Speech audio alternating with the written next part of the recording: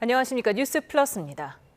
경찰이 지난해부터 어제까지 캄보디아와 관련한 실종이나 감금 의심 신고가 143건 접수됐다고 밝혔습니다. 이 가운데 아직 해결되지 않은 사건이 50건이 넘는 것으로 확인됐습니다. 취재기자를 연결합니다. 신기혜 기자, 오늘 경찰청 발표 내용 전해주시죠. 네, 경찰청은 지난해부터 어제까지 캄보디아에서 우리 국민이 실종되거나 감금된 것으로 의심된다는 신고가 143건 접수됐다고 밝혔습니다. 이 가운데 대상자의 소재나 신변 안전이 확인된 사건이 91건이고 아직 진행 중인 경우가 52건이라고 경찰은 발표했습니다. 22살 대학생이 캄보디아에서 고문받다가 숨진 사실이 알려진 뒤 다른 납치 의심 신고 사례도 잇따라 드러나고 있는데요. 최근 대구, 경주, 광주 등 전국 각지에서 캄보디아로 출국한 뒤 연락이 안 되는 사례가 잇따르는 가운데 인천에서도 지난해와 올해 20대 남성 2명과 40대 남성 2명이 캄보디아로 출국했다가 실종 상태인 것으로 확인됐습니다. 경기 북부에서는 30대 여성 1명과 40대 남성 2명이 캄보디아로 출국하거나 캄보디아에서 일하고 있다고 연락한 뒤 연락이 끊겼고요. 경기 남부에서는 실종, 납치 의심 신고 32건이 접수됐는데 이 가운데 아직 9명이 실종 상태인 거로 파악됐습니다. 캄보디아 내 한국인 대상 범죄의 심각성이 현안으로 떠오른 가운데 경찰은 현지에 경찰을 파견해 한인 대상 범죄를 전담하는 코리안 데스크 설치를 추진하고 있습니다. 지금까지 사회부에서 YTN 신기혜입니다. 캄보디아 내에서 감금됐거나 연락이 끊겼다고 신고한 한국인 가운데 여전히 안전이 확인되지 않은 사람은 80여 명인 것으로 파악됐습니다. 외교부 당국자는 올해 1월부터 8월까지 캄보디아에 입국 후 연락이 끊겼다거나 감금됐다는 신고가 접수된 한국인은 330여 명이라고 밝혔습니다. 이 가운데 260여 명은 현지 경찰에 체포되거나 자진 탈출 등으로 감금 상태가 아니라는 점이 확인됐습니다. 정성호 법무부 장관이 캄보디아에서 숨진 한국인 대학생 부검에 우리 정부가 참여할 거라고 밝혔습니다. 정 장관은 오늘 국회 법사위 국정감사에서 국제형사과 소속 검사와 수사관을 캄보디아에 보낼 거라며 이같이 밝혔습니다. 그러면서 최초 사건 발생 당시 경찰이 사법 공조를 요청해서 3차례 화상회의도 했지만 잘 이루어지지 않았다고 설명했습니다. 캄보디아에서 고문받다가 숨진 한국인 대학생의 계좌에서 수천만 원이 인출된 정황이 포착됐습니다. 경찰은 이 계좌가 범죄에 이용된 것으로 보고 붙잡힌 모집책의 윗선 조직을 추적하고 있습니다. 취재기자를 연결합니다. 김근우 기자, 숨진 대학생의 계좌가 범죄에 이용됐다고요? 그렇습니다. 경찰은 범죄 조직이 캄보디아에서 숨진 대학생의 계좌를 대포 통장으로 이용한 것으로 보고 있습니다. 계좌에 입금된 수천만 원이 국내에서 인출된 정황도 포착했는데요. 경찰은 이 돈이 이미 붙잡힌 모집책의 윗선인 범죄 조직과 관련된 것으로 의심하고 있습니다. 특히 대포 통장에 돈이 들어오면 누군가 몰래 가로채는 이른바 누르기 범죄에 연루됐을 가능성도 있는 것으로 알려졌습니다. 동남아 한국인 대상 범죄를 폭로하는 텔레그램 채널은 A씨가 수천만 원대 자금 사고에 연루돼 고문받았다고 주장하기도 했는데요. 일반적으로 누르기 범죄는 여러 돈 세탁 수법이 동원되기 때문에 경찰은 자금 흐름 추적에 집중하고 있습니다. A씨를 유인한 혐의로 검거된 대포 통장 모집책은 구속 상태로 재판을 기다리고 있습니다. 이 모집책은 A씨와 함께 충남의 한 대학에 다니다 통장 판매를 명목으로 큰 돈을 벌 수 있다며 A씨를 캄보디아로 보낸 혐의를 받습니다. 경찰은 이 남성이 점조직 형태로 수사를 피하는 대포 통장 유통 조직의 일원인 것으로 보고 윗선을 쫓고 있습니다. 네, 또 전국에서 비슷한 피해 신고가 잇따라 드러나고 있죠. 그렇습니다. 대부분 가족이나 지인이 캄보디아나 동남아로 출국한 뒤 연락이 닿지 않는다는 내용입니다. 올해 초부터 여름까지 이미 접수된 신고가 뒤늦게 드러나기도 하고 이번 사태가 알려지며 추가로 들어오는 신고들도 많은데요. 지역을 가리지 않고 신고가 빗발쳤는데 경찰은 외교부를 통해 실종자 소재를 확인하고 있습니다. 다만 이 중 일부가 범죄단체 조직원이거나 범죄에 적극 가담했을 가능성도 배제하지 않고 있는데요. 의심하고 있는 사례는 전북에서 실종 신고가 접수됐던 여성입니다.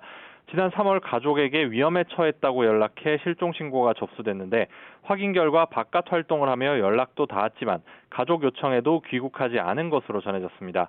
경찰은 이 여성이 범죄 조직의 모집책으로 활동했다는 첩보를 입수해 수사하고 있습니다. 실제로 캄보디아 경찰의 범죄단지 단속에서 붙잡힌 한국인 피의자 68명이 귀국을 거부하고 있는 것으로 알려졌는데요. 경찰은 현지에서 피해자 전수조사를 하는 방안도 검토하고 있습니다. 지금까지 전국부에서 YTN 김근우입니다. 이재명 대통령은 캄보디아에서 범죄 피해를 입은 우리 국민을 국내로 신속하게 송환해야 한다고 말했습니다. 정부는 내일 현지에 정부 합동 대응팀도 파견하기로 했습니다. 홍민기 기자입니다. 캄보디아에서 잇따르는 우리 국민 대상 범죄에 대해 이재명 대통령은 국무위원들에게 신속한 대응을 지시했습니다. 지난 주말 외교적으로 총력을 기울이라는 첫 지시에 이어 관계부처의 행동을 촉구한 겁니다. 지금은 다른 무엇보다 피해자들을 보호하고 또 사건 연루자들을 국내로 신속하게 송환해야 됩니다. 이 대통령은 또 캄보디아 정부와 협의해 치안 당국 간 공조 체계 구축에도 속도를 내달라고 당부했습니다. 정부는 우리 국민의 안전을 확보할 수 있는 가용 가능한 방안을 최대한 즉시 실행해 주시기 바랍니다. 정부는 우선 현지의 외교부와 경찰청, 국정원 등으로 구성된 합동 대응팀을 급파해 최근 대학생 사망 사건을 공동 조사할 예정입니다. 또 캄보디아 주요 범죄 지역에 대한 여행 경보 격상과 국제 공조를 통한 우리 국민 납치 감금 사건 합동 작전도 펼칠 계획입니다. 윤호중 행정안전부 장관은 국회 국정감사에 출석해 현재 1명에 불과한 캄보디아 내 우리 경찰 주재관 증원 요청에 적극 응하겠다고 밝혔습니다. 또 한국인 관련 범죄를 전담하는 코리안 데스크를 캄보디아에도 설치하라는 이 대통령의 특별 지시를 받았다고 설명했습니다. 태국이나 필리핀, 베트남에 설치되어 있는 코리아 데스크를 이 캄보디아에도 설치해서 우리 국민들을 범죄로부터 지키라는 특별 지시가 있으셨고, 이 대통령은 이번 사안을 해결하겠다는 강력한 의지를 내비친 것으로 알려졌습니다. 대응 현황을 국민에게 정확하게 알리는 것도 필요하다며 각 부처의 관련 조치도 당부했습니다. YTN 홍민기입니다. 네, 그럼 캄보디아 현지에서 구조 활동을 벌이고 있는 시아누크빌 교민회장인 오창수 선교사를 연결해서 자세한 현지 상황 알아보겠습니다. 선교사님 안녕하세요. 네, 안녕하세요. 시아누크빌 교민회장 오창수 선교사입니다. 네, 구조 활동을 많이 벌이셨다고 들었는데 몇 명을 구조하신 겁니까? 네, 방송사마다 자꾸 숫자를 말씀하시는데 제가 했던 일에 대해서 말씀드리기는 좀 부끄럽지만 올해만 벌써 40명에서 50명 정도의 취업 사기로 지금 당한 한국 청년들을 구조했습니다. 예, 그렇게 많은 사례들 접하시면서 여러 가지 생각이 드셨을 텐데 보통 어떤 식으로 범행이 이루어졌습니까? 구조 활동을 말씀하신 거죠? 예, 범행이 어떤 식으로 이루어졌는지도 좀 먼저 궁금하네요. 네, 보통 이 캄보디아에 온 취업 사기로 온 한국의 젊은 친구들은 주로 보이시피싱이나 주식 사기 리딩방 아니면은 요즘 로맨스 스캠 같은 온라인으로 할 수 있는 모든 범죄에 다 투입이 된다고 보시면 될 것 같습니다. 네, 그런데 일단 납치를 당하고 감금을 당하는 과정은 또 어떻게 될까요? 그게 참 작년부터 상당히 심각한 모습으로 나타나는데 그 전에는 제가 구조를 했더라도 그 친구들한테 그렇게 가혹하게 하지 않았는데 작년부터 어떤 모습이 그려지냐면 프놈펜 국제공항에 도착하자마자 중국 사람들이 봉고차를 대기시켜서 거기서부터 바로 한국 사람을 태워서 구타와 폭행을 하고 핸드폰을 뺏고 그리고 여권도 뺏고 바로 이렇게 왼쪽으로 들어가 버리는 그런 모습들이 지금 자꾸 벌어지고 있습니다. 예, 그럼 실제로 납치를 해가서 어떤 일들을 시키는 겁니까? 제가 조금 전에도 말씀드렸지만 여기 온라인으로 할 수 있는 모든 범죄에 다 노출됐다고 보시면 됩니다. 한국에서 온 우리 일반 청년들은 주로 보이시피싱과 그리고 또 주식 리딩 사기방 아니면은 온라인 카지노 같은 그런 것들이죠. 모든 온라인 범죄에 다 동원된다고 보시면 됩니다. 네, 그러면 어떻게 구조를 하시게 되셨어요? 저도 2020년 7월 달부터 주 캄보디아 한국 대사관 시아누쿠빌 지역 담당 영상협력원으로 일을 하기 시작했는데 그때부터 구조를 하기 시작했습니다. 물론 그 전에도 제가 20년 동안 캄보디아에 살았기 때문에 캄보디아에서 사소한 사건과 사고가 있었기 때문에 경찰서에 가서 제가 통역을 도와준다거나 어떤 그런 일이 있었지만 그런 강력한 범죄들은 거의 제 기억에는 없었습니다. 그런데 6, 7년 전부터 제가 있던 캄보디아에 또 시아누쿠빌에 중국 사람들이 대거 들어오면서 거기서부터가 이제 문제가 시작된 것이죠. 주로 캄보디아의 중국 사람들의 어떤 그 흑사회 같은 차이니스 마피아가 들어옴과 동시에 한국의 어떤 그 조직 범죄적들도 같이 들어오게 되고 그리고 그걸 통해서 많은 한국의 젊은 친구들이 같이 따라 들어오게 된 그런 케이스로 제가 보고 있습니다. 예. 그 피해자들 만나봤을 때 심신이 다들 지쳐있겠지만은 구체적으로 어떤 상태였습니까? 아주 두려워하고 있죠. 아하. 첫 번째 구조당해가지고 제가 데려오면은 굉장히 두려워합니다. 몸집이 좋고 아주 굉장히 건장한 청년들도 일단 구조를 당하면 굉장히 두려워하고 무서워하는 모습들을 보이죠. 그리고 어떤 친구들은 저한테 무서워서 공항까지 저 택시 타고 못 갈 것 같으니까 좀 선교사님이 저를 공항까지 좀 바래다 주십시오라고 하는 그런 친구들도 상당히 많이 있습니다. 예. 어떤 식으로 구조를 하세요? 제보를 받으십니까? 아니면 피해자에게 직접 연락이 옵니까? 제가 아무래도 주 캄보디아 한국 대사관의 시아누쿠빌 지역 민간 영상 협력원으로 있기 때문에 당연히 대사관으로부터의 연락을 제일 많이 받습니다. 대사관에서 연락을 제일 많이 받고 또 두 번째로는 한국에 있는 가족들이 저한테 연락을 오는 경우가 있어요. 아무개 목사님이십니까? 아무개 선교사님이십니까? 지금 제 아들이 시아누쿠빌 어디에 있다는데 좀 구해주시면 감사하겠습니다라는 그런 구조 전화가 오고 마지막으로 세 번째는 구조를 당할 그 당사자들이 핸드폰을 어떻게 구한지 모르지만 핸드폰으로 직접 저에게 구조 요청을 하는 경우가 있습니다. 그런 경우도 꽤 많이 있죠. 예. 지금 교민 회장으로 계신 시아누쿠빌 이 지역이 어떤 곳인지도 좀 궁금한데요. 중국 자본이 많이 들어왔다고 말씀해 주셨고요. 네네. 원래 여기가 제가 20년 전에 왔을 때부터 여기 캄보디아 시아누쿠빌은 굉장히 아름답고 멋있었던 항구 도시이자 휴양 도시였습니다.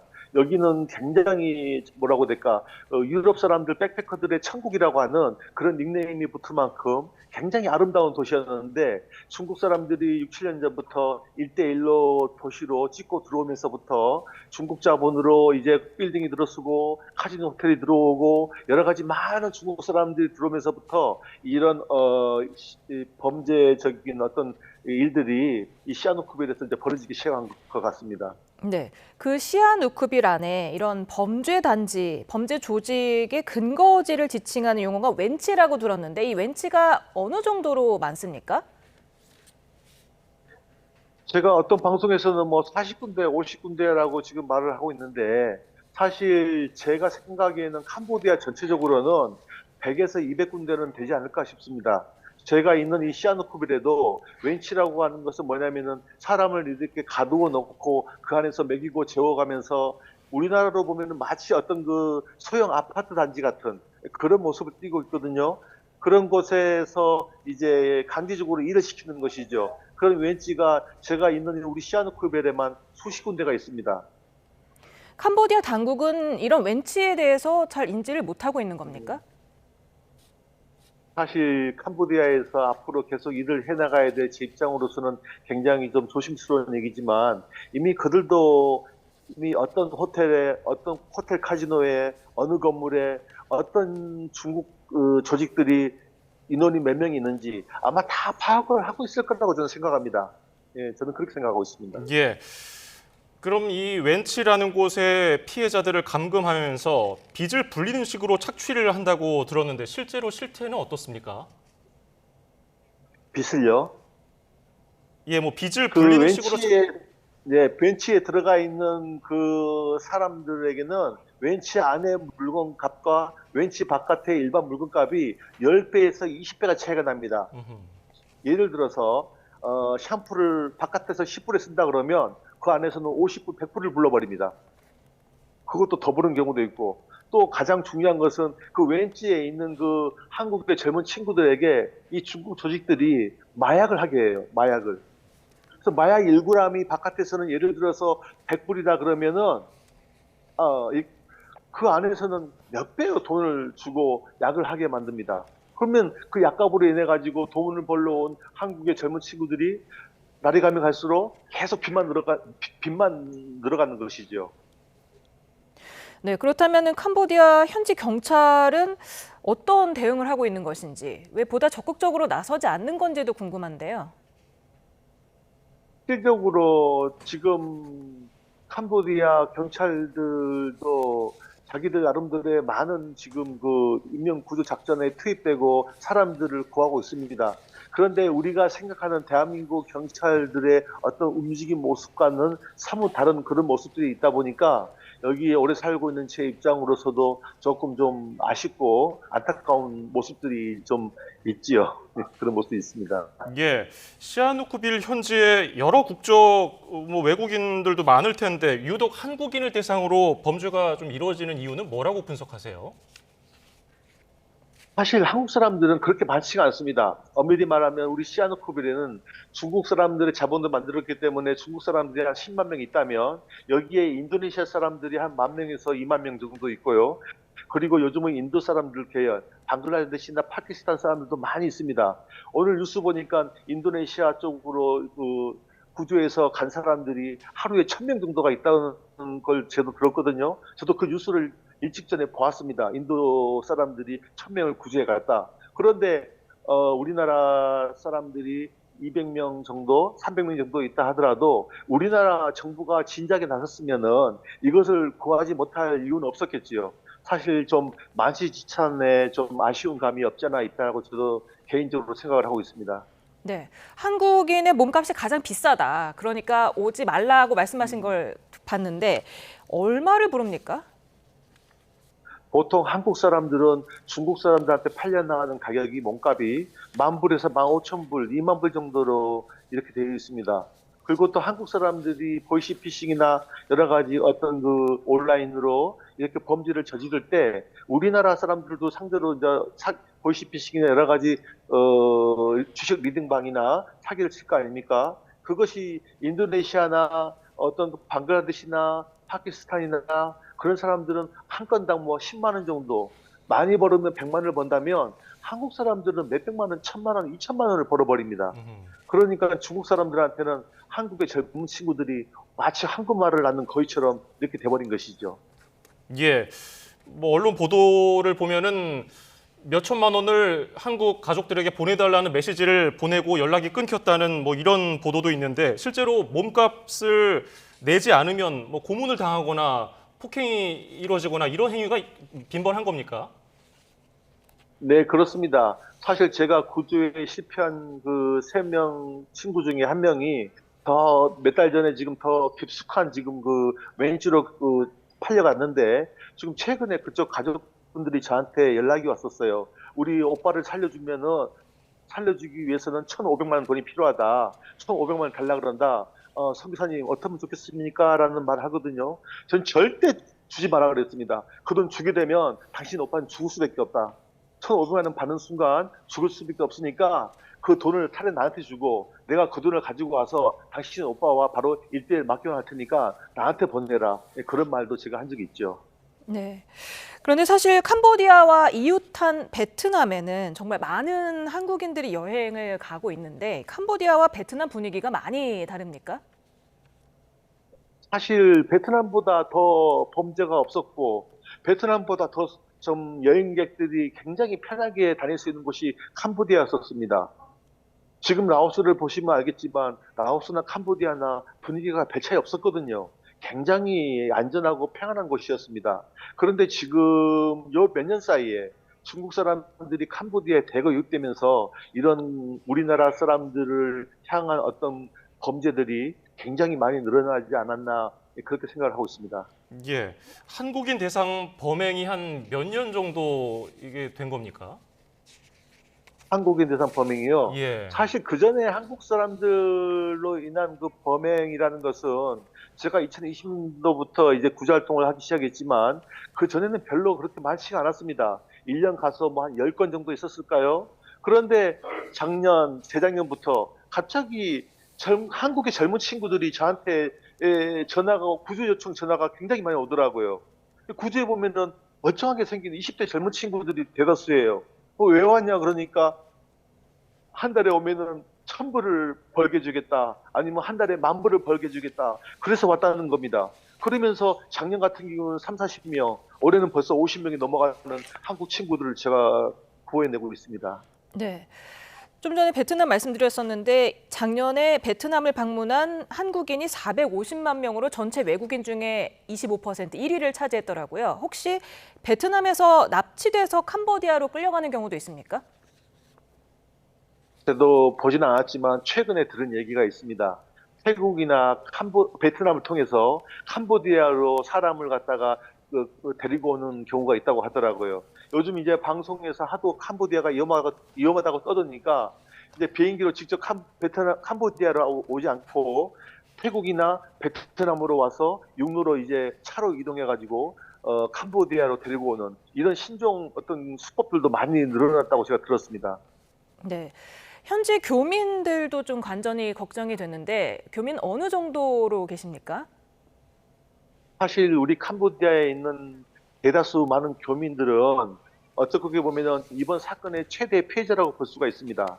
우리 교민들은 그래도 몇 년 전까지만 하더라도 이런 어떤 취업 사기나 여러 가지 피해를 보는 어떤 사건들에 대해서는 굉장히 오픈 마인드적인 것으로 걱정을 많이 했죠. 안타깝다. 정말 구해내야 되겠다. 얼마나 힘들까라는 많은 그런 동정심이 있었는데 지금 이 일들이 2년, 3년 지나면서 더군다나 방송사에서 이제는 캄보디아가 오면 절대 안 되는 어떤 그런 쪽으로 이 방송이 나가다 보니까 이 캄보디아에서 지금 생업을 하시는 식당이나 뭐 숙박업이나 요식업이나 여행사나 하시는 많은 우리 한국의 일반 교민들이 많은 피해를 받고 있는 것도 사실입니다. 그래서 지금 분위기가 굉장히 좀 침울하고 안 좋다라고 말씀을 드릴 수가 있습니다.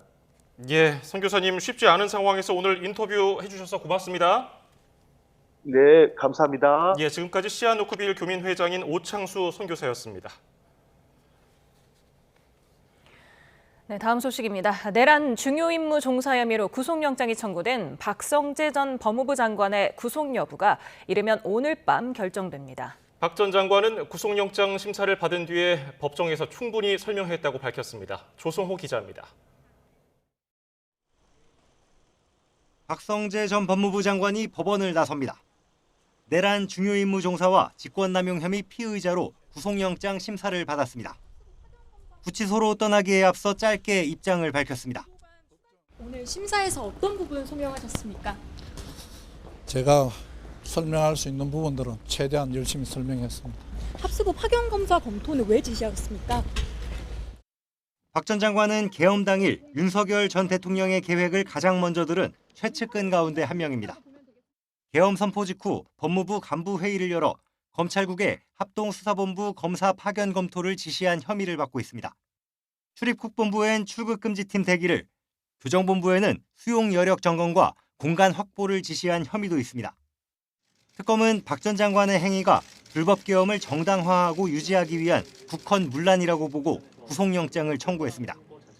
5시간 가까이 진행된 영장심사에서 230쪽 의견서, 120장 PPT 자료, 계엄 당일 국무회의 CCTV 영상 등을 제시하며 구속수사 필요성을 역설했습니다. 박 전 장관 측은 당시 통상적인 장관 업무를 수행했고 부당한 지시는 없었다며 혐의 전반을 부인한 걸로 전해졌습니다. 특검팀이 업무에 대해 법적으로 다른 평가를 하고 있다고도 강조한 걸로 알려졌습니다.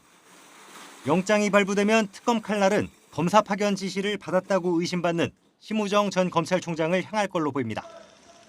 반대로 기각되면 수사 동력이 흔들릴 수 있습니다. 박 전 장관의 구속 여부는 이르면 오늘 밤 결정됩니다. YTN 조성호입니다.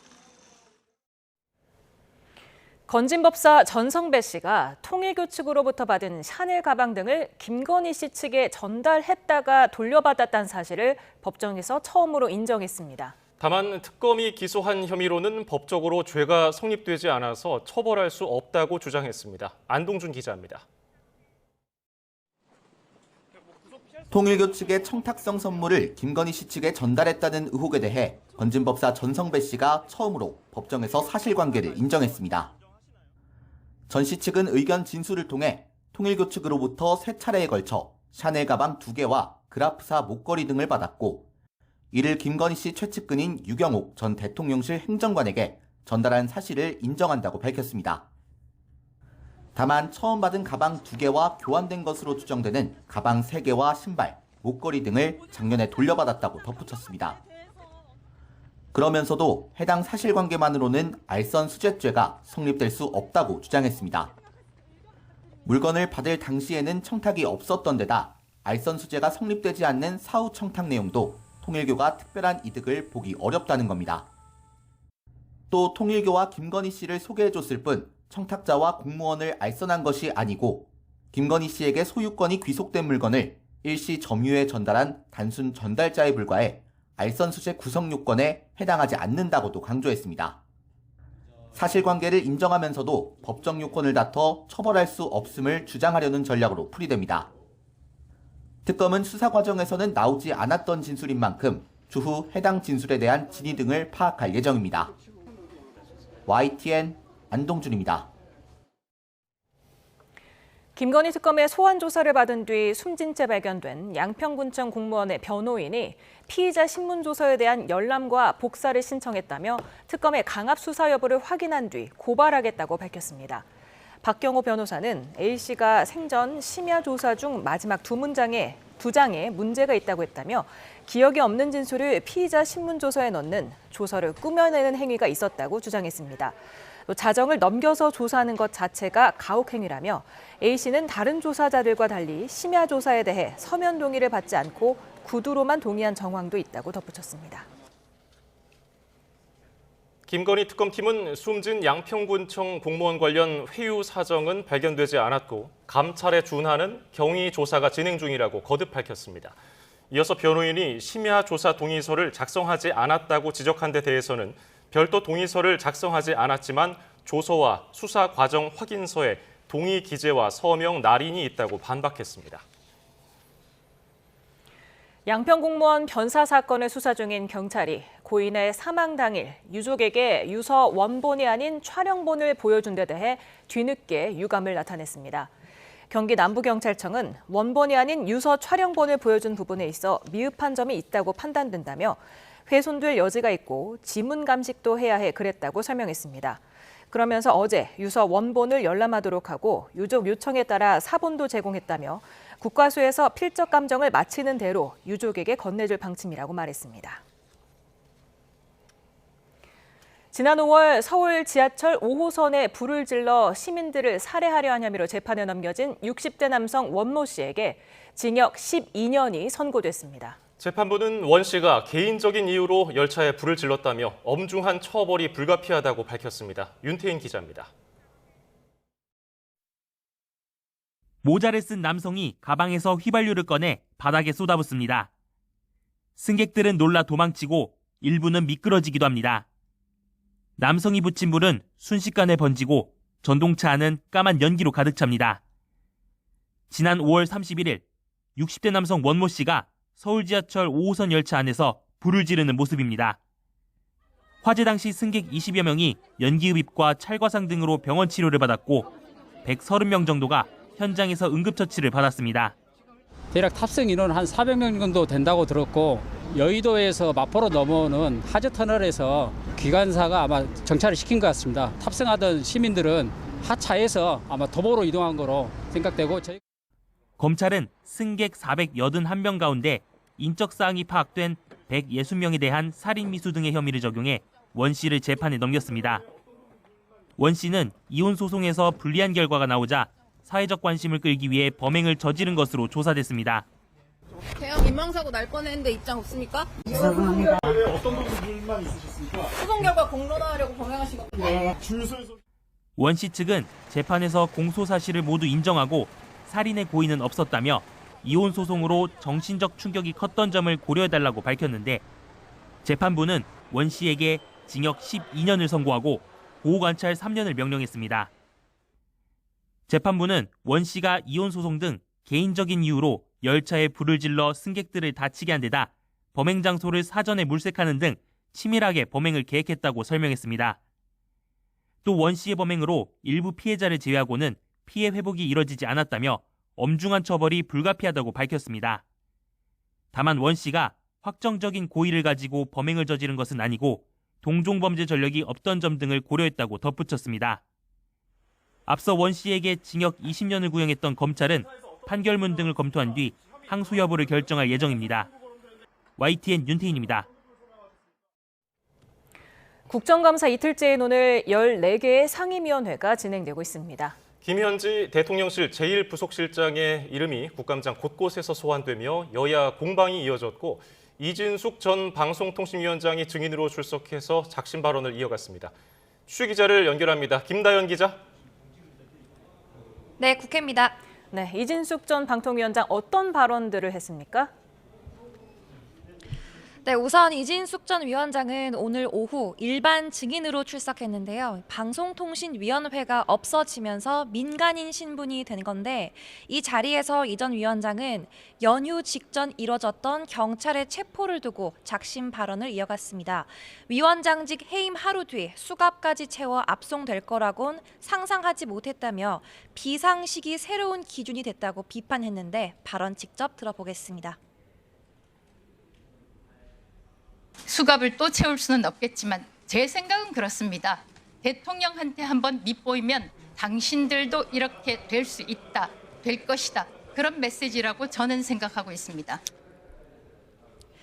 그러면서 숨진 양평군청 공무원 역시 공권력의 폭력에 시달렸을 거라고 특검의 강압 수사에 힘을 싣기도 했는데요. 이어 본인 여름 휴가는 수해를 이유로 공개적으로 반려시키더니 정작 대통령 부부는 화재 수습 국면에 예능에 출연하는 걸 보고 이해할 수 없었다고 직격하기도 했습니다. 애초 야당은 이 전 위원장의 입을 빌려서 이재명 정부의 방송 장악을, 여당은 방통위 폐지 정당성을 주장하며 팽팽한 공방을 이어갈 전망이었지만 욕설 문자가 뜻밖의 화두가 됐습니다. 민주당 김우영 의원이 국민의힘 박정훈 의원으로부터 받은 메시지를 공개한 게 화근이 됐는데 직접 들어보겠습니다.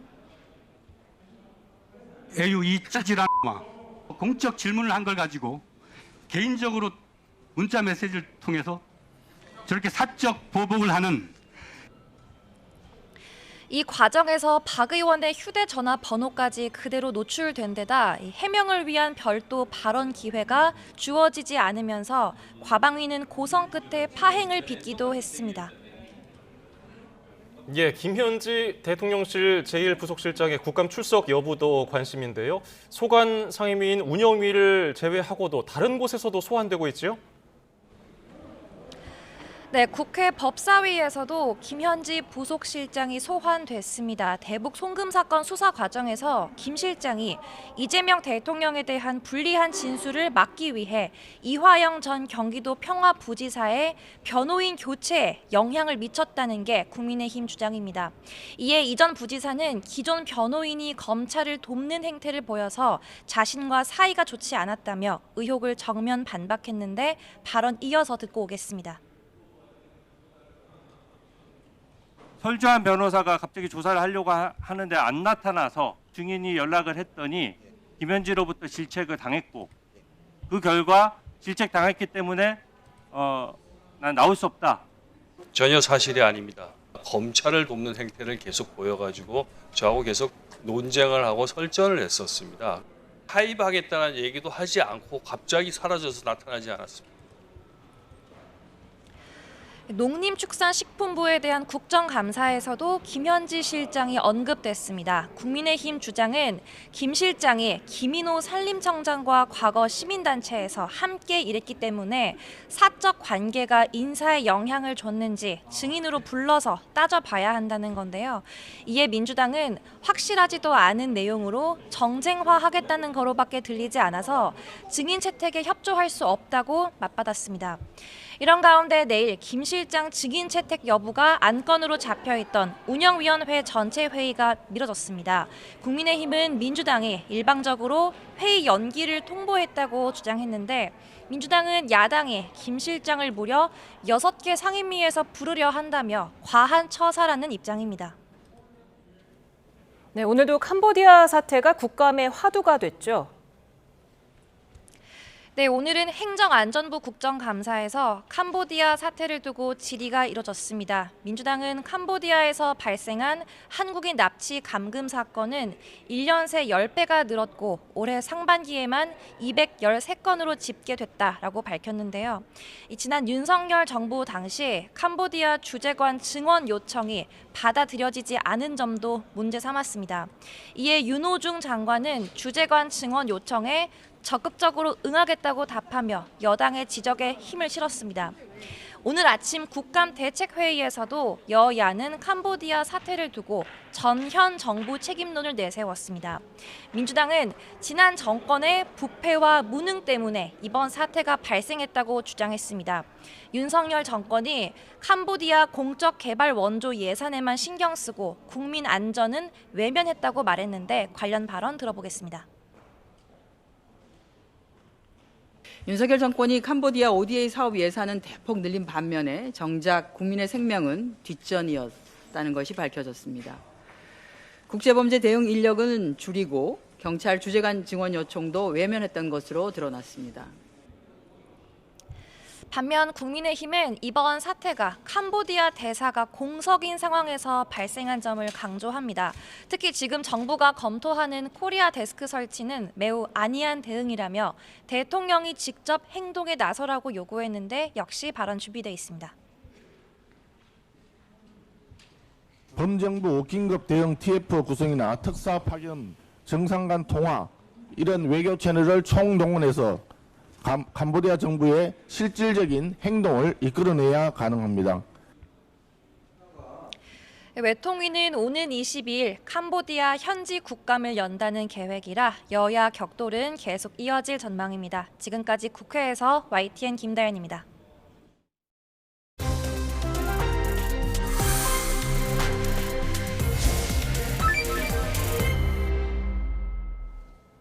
네, 국회 국정감사가 이틀째 이어지고 있는 오늘의 전국 상황 살펴보겠습니다. 조기현 전 더불어민주당 법률위 부위원장, 원영섭 전 국민의힘 미디어 법률단장 나오셨습니다. 어서 오세요. 안녕하세요. 네, 법사위의 법무부 국정감사에서 오늘 이재명 대통령의 측근인 이화영 전 경기도 평화부지사의 변호인 교체 과정에서 김현지 대통령실 제1부속실장이 관여했다는 주장이 나오면서 공방이 벌어졌습니다. 먼저 해당 화면 보시고 자세한 얘기 나눠보겠습니다. 설주한 변호사를 사임시키고 김관민 변호사를 새로 선임하는 과정에서 당시 민주당 이재명 대표의 첫 측근이던 김현지가 그 과정을 직접 챙겼다고 합니다. 그 이유를 물어보니까 그에 대해서 김현지 님으로부터 전화로 질책을 많이 받았다. 그렇게 얘기를 해서 더 이상 나올 수 없다고 했고. 전혀 사실이 아닙니다. 검찰을 돕는 행태를 계속 보여가지고 저하고 계속 논쟁을 하고 설전을 했었습니다. 하입하겠다는 얘기도 하지 않고 갑자기 사라져서 나타나지 않았습니다. 네, 지금 국감 과정에서 김현지 실장의 이름이 굉장히 많이 언급이 되고 있는데 이 부분은 어떻게 들으셨어요? 그러니까 국민의힘이 결국 의도한 바가 이럴 거였기 때문에 국감 증인 출석에 대한 민주당의 우려 입장 그리고 최종적으로 불출석으로 정리된 겁니다. 그러니까 계속해서 국회 운영위, 그러니까 대통령실의 상임위는 운영위에서 총무비서관으로서의 직무수행 또 현직인 그 실장으로서의 직무수행에 대한 질문을 한다면 대통령실은 당연히 출석해야 된다는 입장을 정리하고 있었음에도 불구하고 국민의힘은 6개 상임위에서 이런 내용의 의혹 제기를 하려고 부르겠다는 거였기 때문에 과연 그게 국감의 취지에 맞느냐 아니라는 게 바로 확인되지 않습니까? 이화영 부지사의 변호인 선임 과정에 대해서 도대체 주진우 의원이 어디서부터 무슨 내용을 듣고 저런 의혹 제기를 하는지 모르겠습니다. 설주한 변호사는요. 그때 당시 과정에서 한시적으로 잠깐 변호를 했었고요. 서민석 변호사라고 실제 이화영 부지사를 계속 변호했던 변호인과의 문제도 있었고 그러다가 이제 김광빈 변호사로 이제 교체가 된 겁니다. 그리고 변호인 선임과 관련해서는 수사받고 재판받는 피의자가 본인의 계약관계에 의해서 이렇게 했던 문제이고, 이 내용을 이 검사가, 박상용 검사가 전원을 통해서 사실 이 내용을 밝히고 있는데, 이게 무슨 의혹이 됩니까? 김현지 비서관이 뭐 질책했다고 하는데, 아마 설주환 변호사는 질책이란 내용을 동의하지 않는 것으로 알려져 있습니다.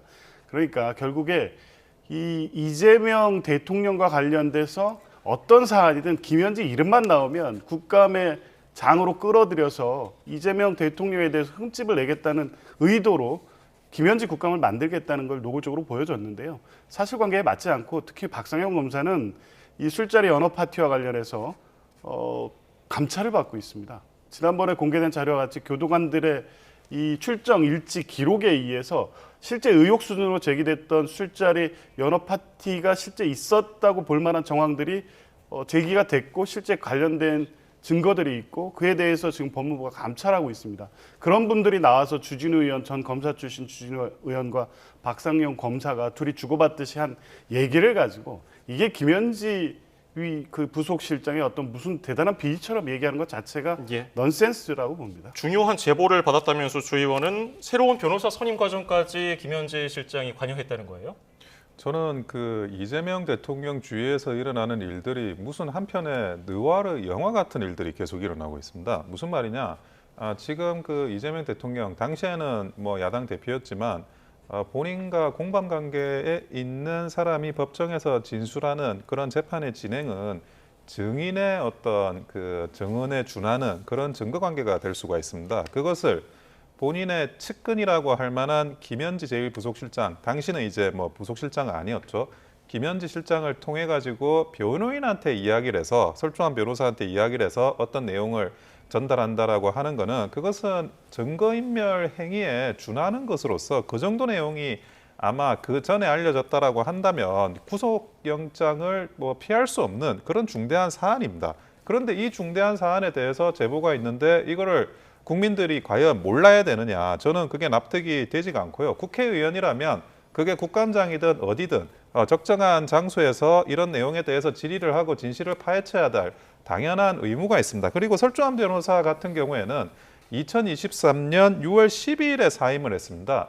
그 6월 12일이라면 이제 그 다음에 2024년에 총선을 앞두고 있고, 설주환 변호사도 자기가 이미 그 공천 신청을 그 다 이듬해 할 정도로 어느 정도 이제 정치적으로 이런 그 의사가 그 당시에도 잠재해 있었다고 볼 수가 있는데, 검찰에 협조를 한다라는 것은 제가 볼 때는 납득이 되지 않는 부분이고요, 그 당시에. 그리고 이화영 재판에 대해서는 납득되지 않는 게 굉장히 많습니다. 대표적인 게 이화영 아내가 법정에서 소란을 피운 것도 있는데, 그런 거나 아니면 그 공범 관계일 수 있는 그 당시 이재명 대통령의 측근인, 아주 핵심 측근인 김현지 씨가 변호인 통해 가지고 뭘 이야기를 한다는 것 자체가 이미 뭐 그 당시에 굉장히 우려가 될 수밖에 없고, 그 굉장히 심각한 어떤 그 내용을 포함하고 있을 가능성이 높고요. 그리고 설주환 변호사가 과연 이제 그런 통화 내용이나 이런 것들에 대해서 녹취를 했을까라는 의문점은 사실 있어요. 근데 뭐 그게 있다 하더라도 뭐 공개할지 안 할지에 대해서는 그다음 문제일 수는 있겠지만, 어쨌든 이 정도만으로도 굉장히 심각한 문제고 반드시 국민들께서 알아야 되는 사안이라고 보여집니다. 네, 지금 설 변호사가 질책이라는 말에 동의하지 않는다고 말씀을 하셨는데, 정확하게 질책이라는 단어가 주관적이긴 해서 뭐라 말씀을 드려야 할지는 모르겠다면서도 당시 김현지 실장과 소통을 했던 건 사실이다, 또 이렇게 말을 했더라고요. 당시에 뭐 이제 알려진 바로 지금 오늘 뭐 이화영 부지사도 밝혔지만, 이재명 대통령과의 관련성에 대해서 인정하라는 취지의 회유와 압박을 받고 있었던 상황입니다. 공범관계에 있는 걸로 검찰은 보고 수사를 그렇게 몰고 가고 있었다고 하면, 당시 아마 김현지 부속실장이 국회 보좌관이었을 것으로 보이는데요.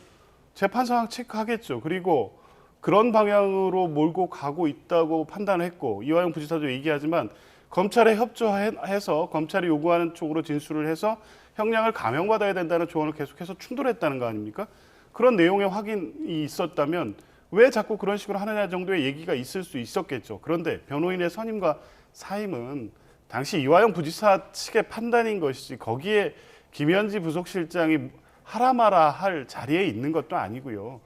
당시 이재명 의원의 보좌관으로서 상황 파악하면서 왜 그런 상황을 몰고 가나 정도의 얘기가 있었겠죠. 근데 그게 지금 올해 2025년 국정감사에서 왜 이렇게 중요한 문제가 돼야 되는 겁니까? 그렇게 그 과정에서 잠깐 나왔던 얘기 정도를 가지고 김현지 구속실장이 마치 이재명 대통령의 재판 전체를 관할하고 실제 증거 인멸을 했다 이렇게까지 지금 주장을 확대하고 있는데 구체적 근거가 하나도 없습니다. 그냥 김현지 부속실장이 당시 설주환 변호사와 통화했다는 내용, 질책을 받았다는 내용 이걸 가지고 가정과 상상을 더해서 이재명 대통령과 관련된 혐의에서 허위 진술을 하라고 했다는 취지로 지금 주장을 하고 있는 건데 오히려 최근에 나오고 있는 얘기는 근거 없다고 주장했던 연어의 술 파티가 사실상 존재했을 것으로 보이는 여러 가지 증거가 나오고 있고 진술 세미나는 있었다는 거 아닙니까? 교도관들이 그걸 출정 일지에 상세히 기재하고 있었다면 지금까지 검찰이나 국민의힘이 주장했던 내용들이 무너지는 것이지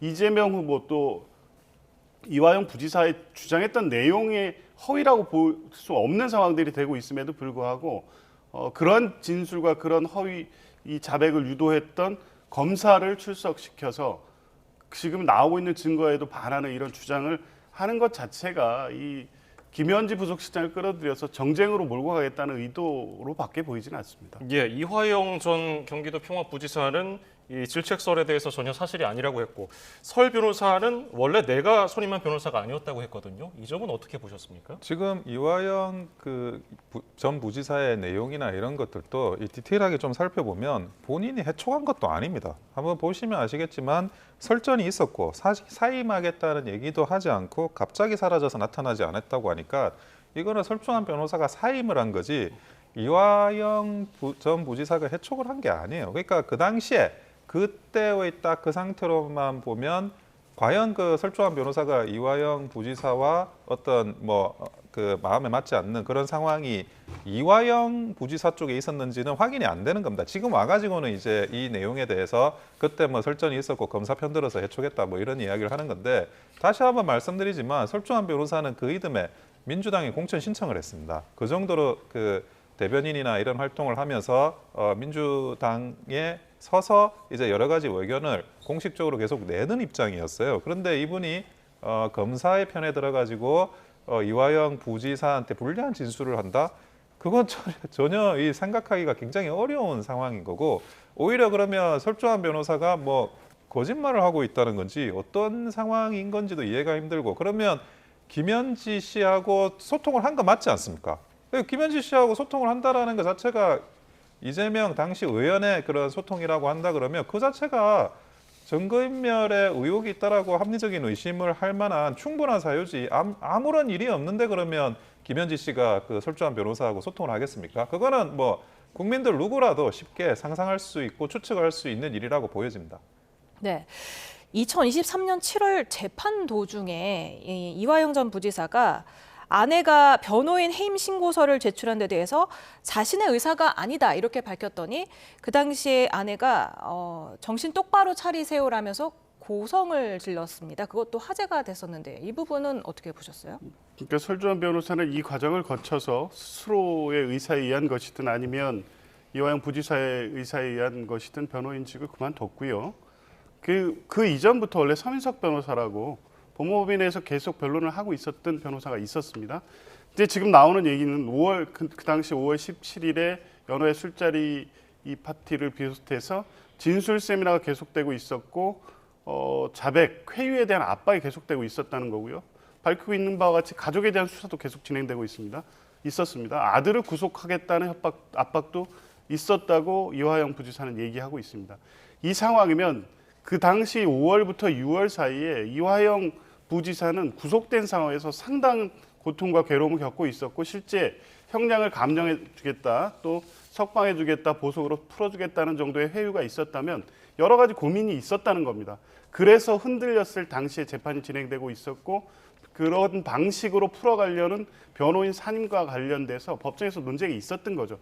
그런데 그 이후에 그것을 바로 잡아서 정상적인 변론 절차로 간 것 아니겠습니까? 그리고 최근에 드러나는 사정은 아까 얘기한 것처럼 진술 세미나가 있었다는 여러 정황들이 나오고 있고 실제 술이나 음식을 먹었다는 이 관련된 내용들도 나오고 있습니다. 그렇다면 이화영 부지사의 재판이 결론이 났다고 해서 지금까지 나와 있던 검사 측 주장이 모두 맞고 이화영 부지사의 주장이 모두 틀리고가 아닌 것이 확인되고 있습니다. 그럼에도 불구하고 여기에 김현지 부속실장을 묶어서 마치 거대한 어떤 증거인멸의 어떤 문제가 있었던 것처럼 주장하는 자체가 사실에 부합하지도 않고요. 아마 다른 상임위에서도 이런 식으로 김현지 부속실장을 끌어들여서 아무것도 아닌 문제를 추정과 가정을 가지고 이렇게 이 정치 공세를 펼 것으로 예상되는데 글쎄요, 국민들이 그런 부분에 얼마만큼 동의할 수 있을지 모르겠습니다. 네, 그러니까 법사위원 주진우 의원의 말은 그러니까 이화영 전 부지사가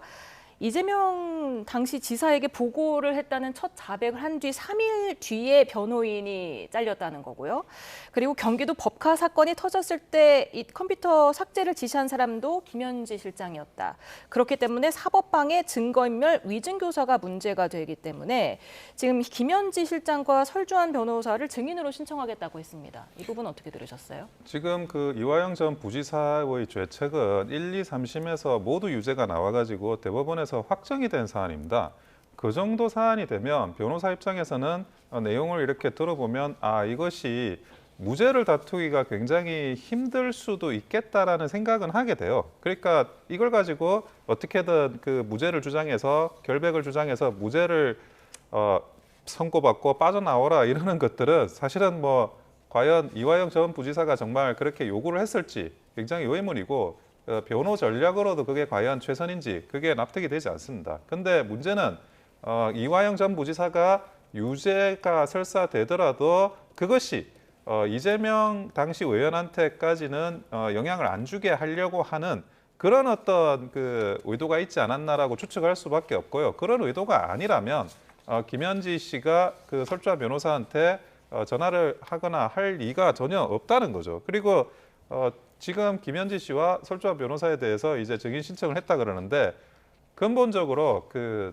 어쨌든 그 아까도 말씀드렸지만 통화를 했다 그러면 저는 녹취가 있을 가능성이 굉장히 높다고 생각을 해요. 그리고 아까 뭐 이런 그 정치 공세를 하려고 증인으로 하려고 한 거냐라고 이야기하시지만 사실은 김현지 실장의 출석 여부가 쟁점화된 거는 총무비서관일 때 출석하지 않겠다고 해서 스스로 쟁점화를 시켰어요.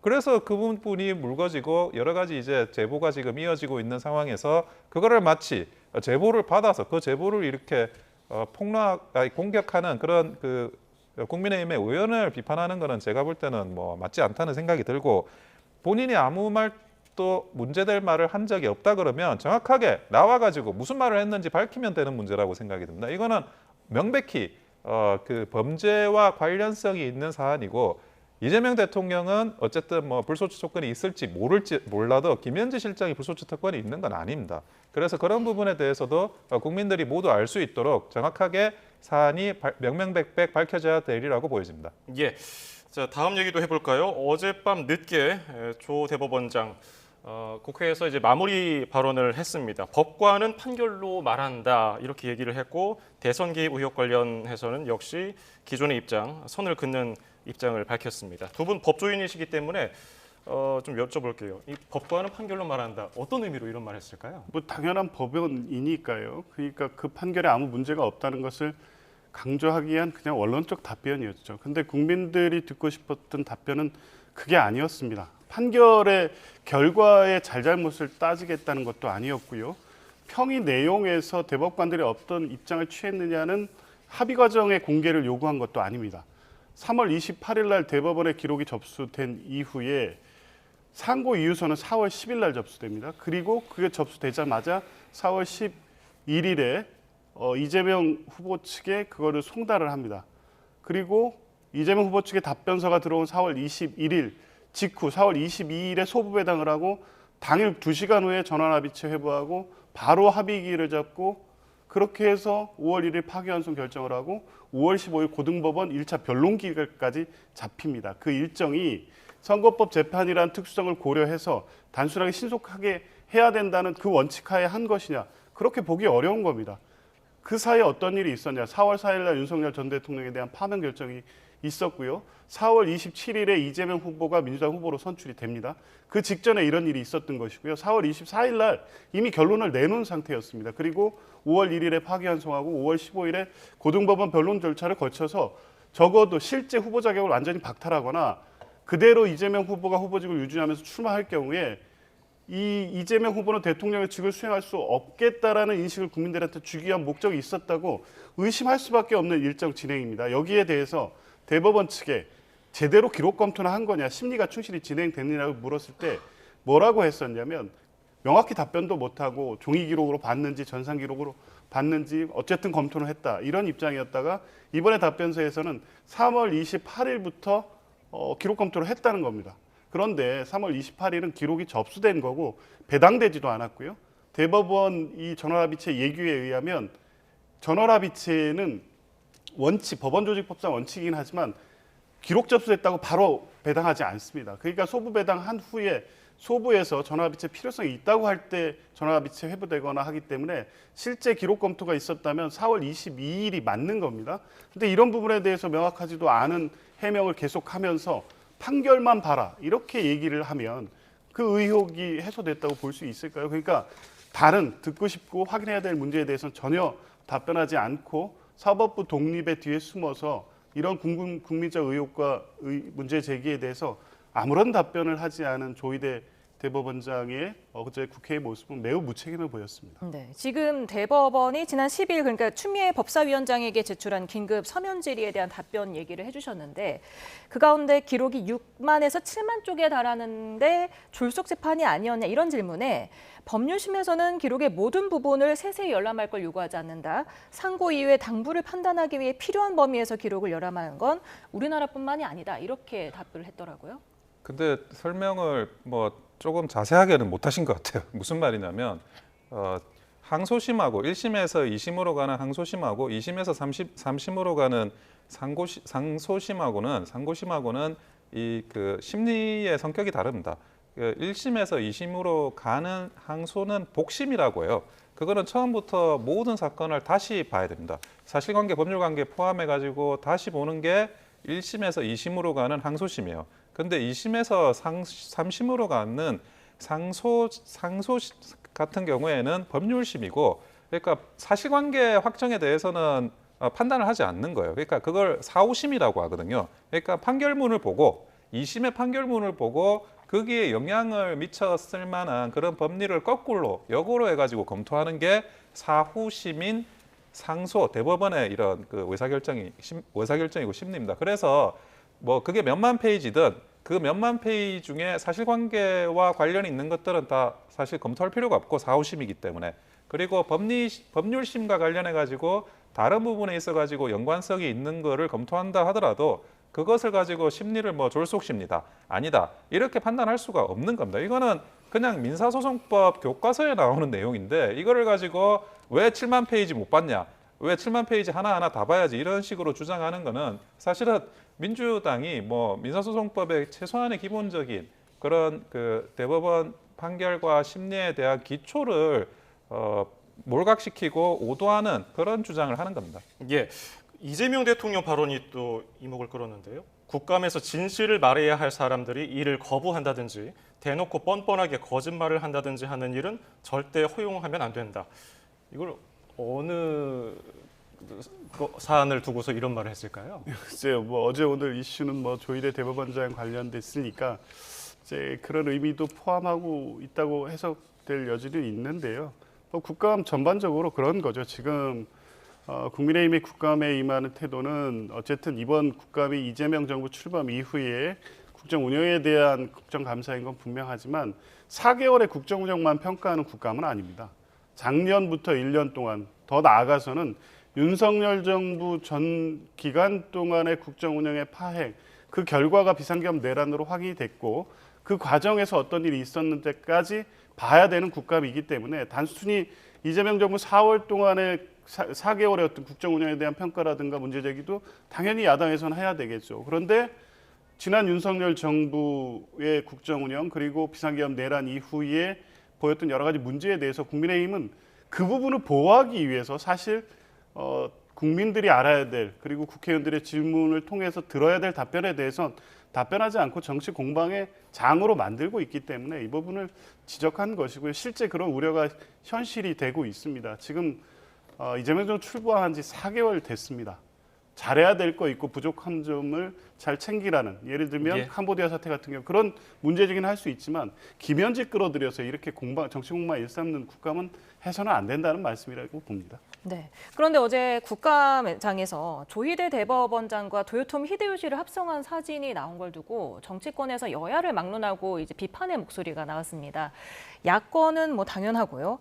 지금 박수현 민주당 수석 대변인도 본질적인 답변을 이끌어내는 데는 좀 도움이 되지 못했다. 비판적이다. 그리고 결과적으로 이렇게 조 대법원장을 국회에 불러놓고 압박하고 망신 주기했다는 프레임으로 갇히지 않겠는가. 그리고 진보 성향으로 알려진 진중권 교수도 사법부 수장이 완장찬 질 떨어지는 정치 폭력배들에게 1시간 반 동안 조리 돌림을 당하는 21세기 인민재판의 현장이다. 이렇게 지적을 했더라고요. 저는 그 장면을 보면서 중국의 문화혁명이 떠올랐습니다. 그 문화혁명 때 홍위병들이 이렇게 뭐 부르주아다 아니면 뭐 반동이다라고 하면서 그 뭐 징치하려고 하는 사람들한테 꽃가를 씌우고 그리고 뭐 앞에 팻말 같은 거 들게 하고 그런 장면들이 사진으로도 굉장히 많이 남아 있어요. 그거는 뭐냐? 그냥 말 그대로 뭐 인민재판인 건데 그냥 여론에 의해 가지고 이 사람이 나쁜 사람이다라는 거를 계속 각인하려고 하는 그런 일종의 사적 재판을 하겠다는 거거든요. 그것이 대한민국의 21세기의 국회에서 일어난다는 게 이게 상식적으로 가능한 건지 제가 납득이 되질 않습니다. 아니 국회의원들은 헌법을 지키지 않습니까?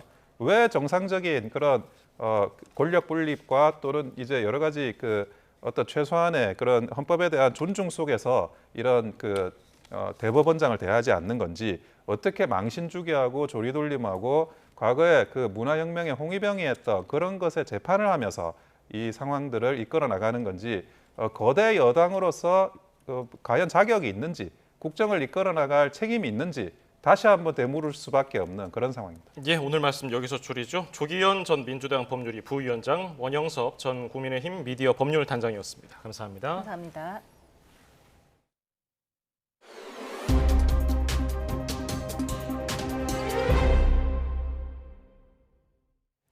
브라질과의 대결에서 참패를 당한 홍명보호가 오늘 저녁 8시 파라과이와 10월 두 번째 평가전을 치릅니다. 대패 충격을 이겨내고 북중미 월드컵 조편성에서 유리한 시드를 배정받기 위해 반드시 승리가 필요한 경기인데요. 취재기자를 연결합니다. 김동민 기자, 피파 랭킹은 우리가 23위, 파라과이가 37위인데 랭킹이 곧 실력은 아니죠? 네, 랭킹은 A매치 성적을 기본으로 여러 요소의 가중치를 두고 산정하기 때문에 큰 차이가 아니라면 랭킹이 곧 실력은 아닙니다. 파라과이는 수비 조직력이 아주 좋고 공격수들의 개인기도 좋은 편이어서 분위기를 바꿔야 할 홍명보로서는 만만치 않은 상대입니다. 파라과이는 지난 10일 일본과의 평가전에서 2대1로 앞서다가 경기 종료 직전 동점골을 내주고 2대2로 비겼습니다. 뉴캐슬에서 뛰던 알미론이 선제골을 넣었습니다. 또 홈에서 열린 월드컵 남미 예선에서는 브라질을 1대0, 아르헨티나를 2대1로 이긴 적이 있습니다. 이런 성적을 바탕으로 북중미 월드컵 본선 진출도 확정한 상태입니다. 파라과이처럼 수비 조직력이 좋은 팀을 상대할 때 홍명보가 어떤 공격력을 보여줄 것인지 지켜봐야 하는 경기입니다. 홍 감독은 공식 기자회견에서 3백 실험을 계속 이어가면서 단점을 보완할 것이라고 말했습니다. 직접 들어보겠습니다. 저희의 이런 단점들이 나오는 거에서 뭐 걱정하고 뭐 주의하는 건 뭐 충분히 이해하지만은 저희는 반대로 지금 이 시점에 그런 점들이 나오지 않으면은 나중에 월드컵 가가지고 문제가 생기기 때문에. 네, 사실 평가전은 승패가 큰 의미는 없는데 이번 경기는 그렇지 않다고요? 네, 대표팀의 북중미 월드컵 포트가 결정될 수 있는 경기이기 때문입니다. 시드 배정에서 유리하게 되느냐 불리해지느냐가 이번 경기를 통해 좌우됩니다. 오는 12월에 북중미 월드컵 조 추첨이 있습니다. 우리나라가 파라과이를 이기고 현재 피파 랭킹 23위를 지킨다면 월드컵 사상 처음으로 포트 2위로 진입할 수 있습니다. 본선 무대에서 강팀들을 피할 확률이 높아지는 것입니다. 하지만 피파 랭킹이 낮은 파라과이에 패한다면 23위 밑으로 내려갈 수 있어 포트 2가 아니라 포트 3으로 갈 수 있습니다. 오늘 경기는 그래서 결과도 매우 중요합니다. 그리고 내용으로 볼 때 3백 조직력이 브라질전에 비해 얼마나 개선됐는지, 또 수비가 좋은 파라과이를 상대로 어떤 공격을 보여줄 것인지가 중요한 관전 포인트가 될 것 같습니다. 지금까지 스포츠부에서 YTN 김동민입니다. 현재 일부 동해안에만 산발적으로 비가 내리고 있습니다. 내일 새벽까지는 이렇게 동해안과 제주도를 중심으로 오락가락 비가 이어지겠지만 오전에는 전남으로, 오후에는 그 밖에 충청, 이남으로, 밤에는 수도권과 영서 지역으로 다시 비가 확대되겠습니다. 비의 양은 최고 40에서 60mm가 되겠고 모레 오전에 대부분 그치겠지만 영동은 금요일 오전까지 내렸다 그치기를 반복하겠습니다. 내일은 서울 낮 기온이 24도, 대전과 광주도 24도, 부산 26도로 비가 일찍 시작되는 전남은 오늘보다 조금 낮아지겠고 다른 지역은 3도에서 5도가량 높아질 전망입니다. 날씨 정보였습니다.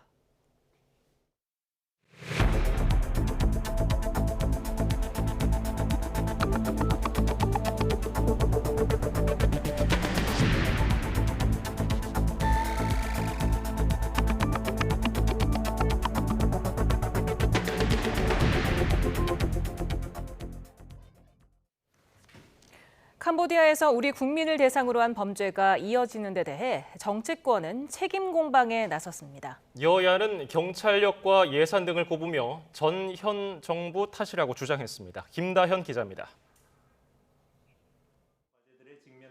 경찰을 관할하는 행정안전위원회 대상 국정감사에서도 캄보디아 사태가 화두였습니다. 재작년만 해도 20건 정도였던 한국인 대상 납치 감금 사건이 지난해 221건으로 10배 넘게 늘었고 올해는 상반기에만 213건으로 집계됐습니다. 하지만 현재 있는 우리 경찰은 딱 3명, 그나마 둘은 임시 파견된 협력관인데 윤호중 장관은 경찰 주재관을 늘리겠다고 밝혔습니다. 올해도 증원 요청이 있어서 그 증원 요청에 적극 응할 계획입니다. 민주당은 이번 사태는 전임 윤석열 정부가 공무원 정원 효율화 기조에 따라 인력을 줄인 탓이라고 지적했습니다. 통일교 부탁받아서 캄보디아 ODA는 지원하면서 국민의 재해동포의 생명과 안전에 직결된 주재관 요청은 거절했습니다. 반면 국민의힘은 경찰 영사 확대 배치는 매우 안이한 대응이고 심지어 주 캄보디아 한국 대사는 아직도 공석이라며 대통령을 겨냥했습니다.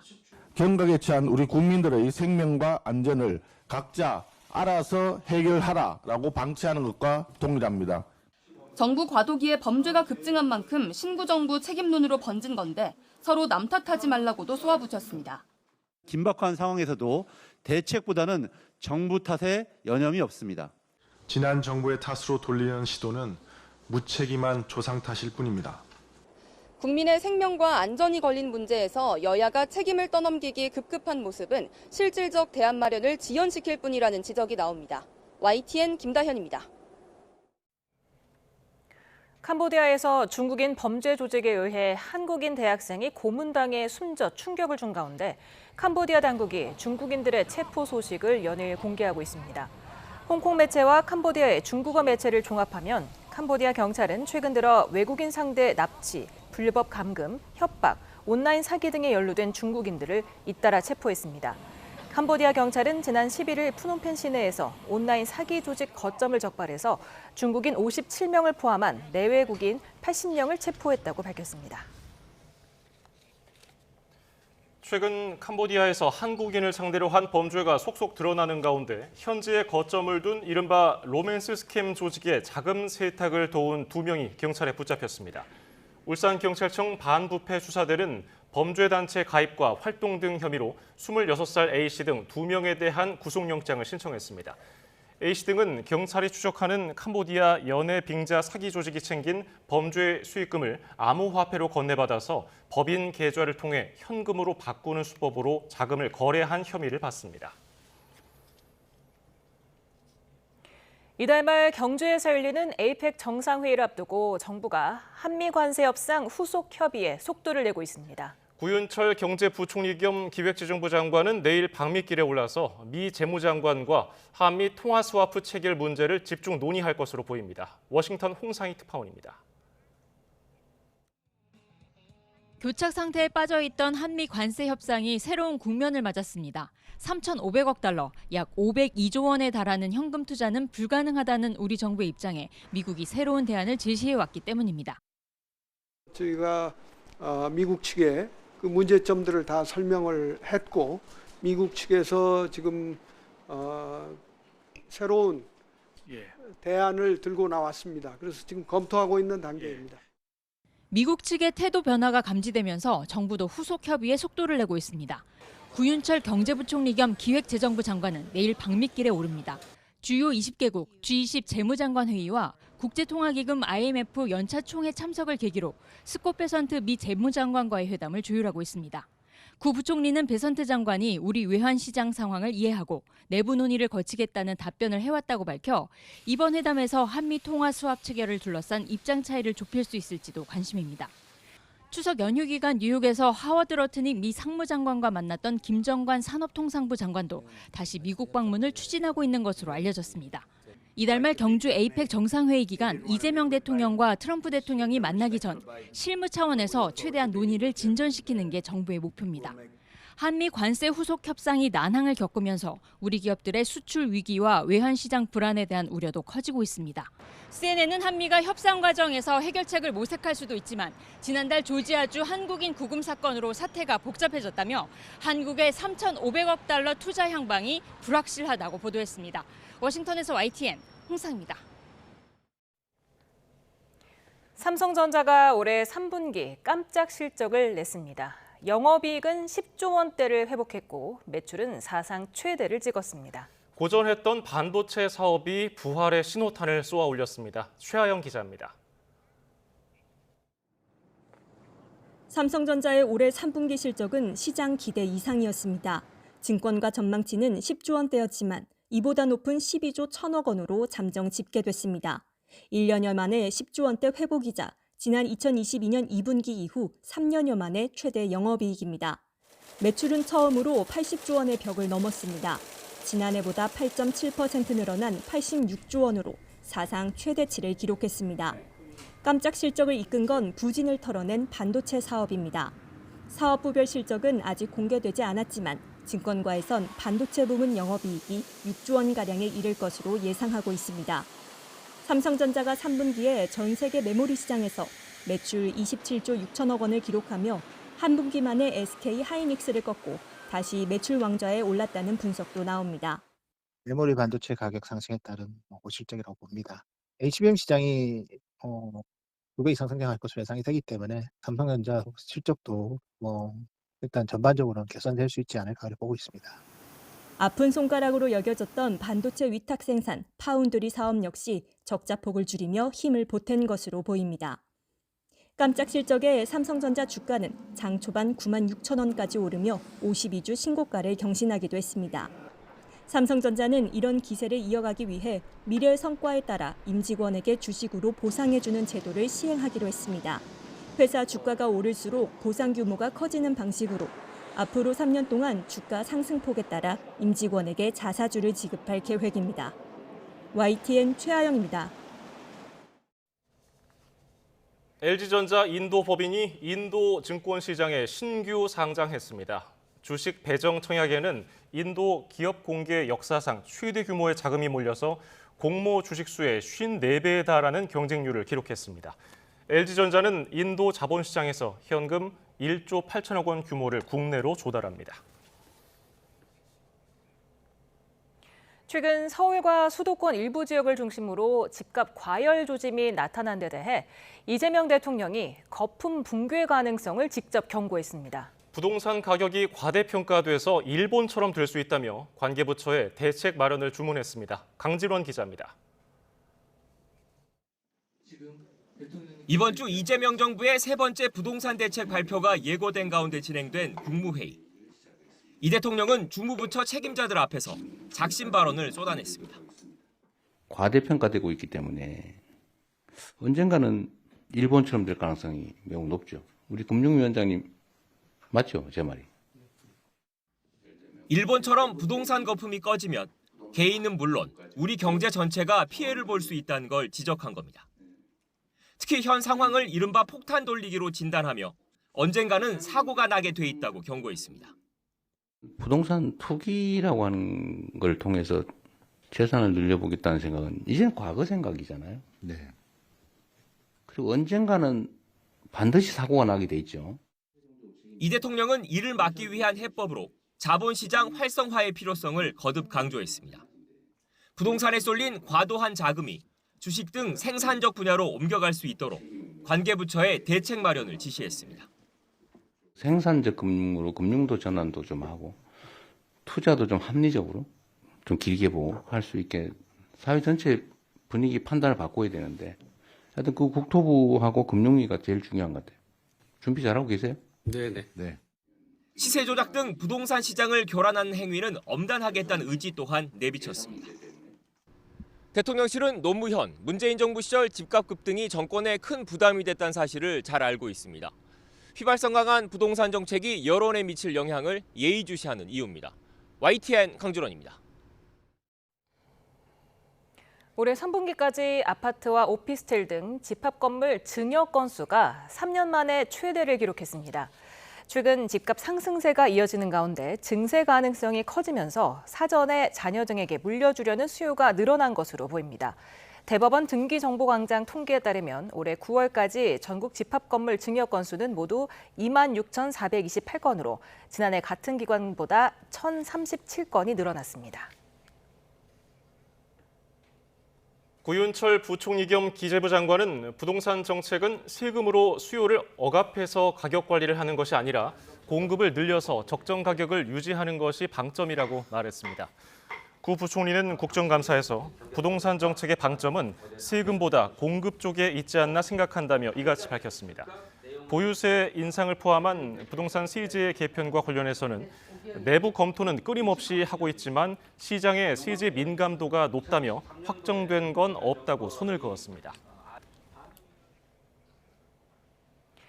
2일차를 맞은 국정감사장 곳곳에서는 김현지 대통령실 제1부속실장이 잇따라 소환되며 여야 설전이 펼쳐졌습니다. 김 실장을 비롯한 국정감사 증인과 참고인 채택을 논의하기 위해 내일로 예정됐던 운영위 전체 회의는 연기됐습니다. 박희재 기자가 보도합니다. 대북 송금 사건 유죄 판결이 확정된 이화영 전 경기부지사가 당시 수사검사와 나란히 자리한 국회 법사위. 김현지 대통령실 제1부속실장의 이름이 거론됐습니다. 이전 부지사 측 변호사 교체 과정에 김 실장의 질책이 있었다는 의혹 제기를 두고 공방이 벌어졌습니다. 설주한 변호사가 갑자기 조사를 하려고 하는데 안 나타나서 증인이 연락을 했더니 김현지로부터 질책을 당했고 전혀 사실이 아닙니다. 검찰을 돕는 행태를 계속 보여가지고 타입하겠다는 얘기도 하지 않고 갑자기 사라져서 나타나지 않았습니다. 농림축산해양수산위원회 국감에선 김 실장의 김인호 산림청장 임명관여 의혹이 도마 위에 올랐습니다. 김현지 실장과 연관성이 드러났기 때문에 그런 거 아니겠습니까? 무려 7년간 같이 활동을 했다는 게 드러났지 않습니까? 이 근거도 확실하지 않고 검증되지 않은 그런 내용을 가지고 정쟁화하겠다는 것밖에. 한성숙 중소벤처기업부 장관에게도 임명 전후 김 실장과 통화가 있었는지 질의가 나왔는데 한 장관은 적극 부인했습니다. 김 실장 관련 여야 대치는 과거 판결문을 토대로 한 장외 여론전으로도 번졌습니다.